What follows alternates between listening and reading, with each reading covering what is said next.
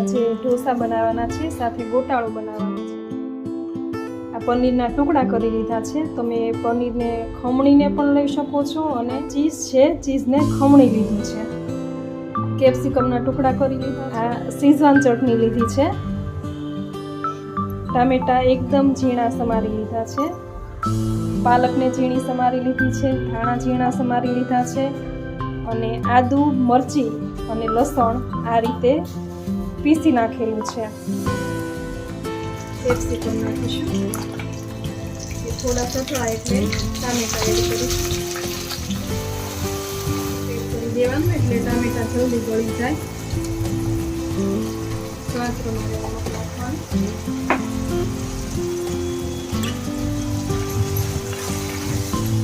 આદુ, મરચી અને લસણ જે આપણે વાટેલું છે એ ઉમેરવાનું છે। આપણે ગ્રીન ગોટાળો બનાવવાનો છે એટલે લાલ મરચું નથી નાખવાનું। શીઝવાન ચટણી છે એ ઉમેરવાની છે એમાં, આનાથી ટેસ્ટ સારો આવશે। ટામેટા ગળી ગયા છે, હવે આપણે પાલક ઉમેરવાની છે।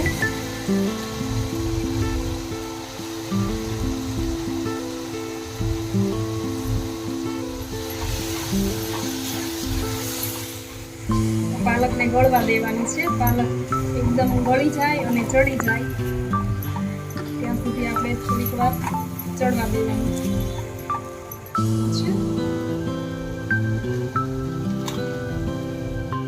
ગરમ મસાલો ઉમેરવાનો છે। પાલક આપણી ગળી ગઈ છે, એમાં પાલકની ભાજી એકદમ ચડી ગઈ છે। હવે આપણે એમાં ધાણા ઉમેરી દેવાના છે। ચીઝ ખમણેલું છે એમાં ઉમેરી દેવાનું છે।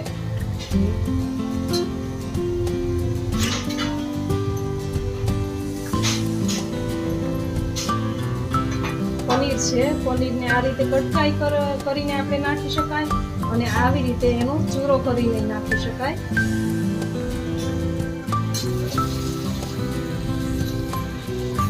હવે એકદમ બરાબર મિક્સ કરી દેવાનું છે।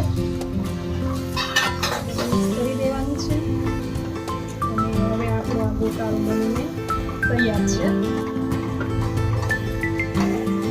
ગોટાળો આપણે જ્યારે ઢોસા ઉતારીએ ને ત્યારે ઢોસાની ઉપર એ બનાવી શકાય। આપણે રેસ્ટોરન્ટમાં ખાવા જઈએ ત્યાં ઢોસાની ઉપર જ બનાવે છે, પણ આપણે એક સાથે બનાવી નાખીએ તો પણ ચાલે।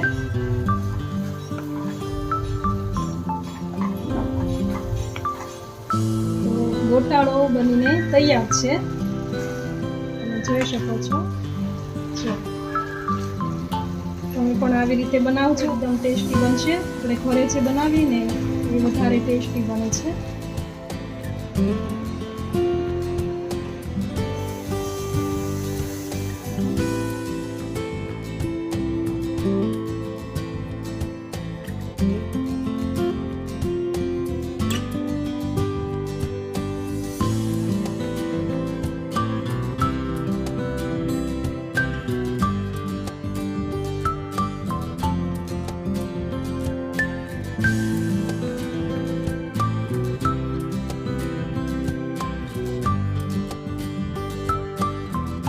જો વિડીયો ગમ્યો હોય તો લાઈક કરજો, શેર કરજો, કોમેન્ટ કરજો અને ચેનલ પર જો નવા છો તો ચેનલને સબસ્ક્રાઈબ કરી લેજો। બાજુમાં બેલ આઇકન પ્રેસ કરવાનું ભૂલતા નહીં।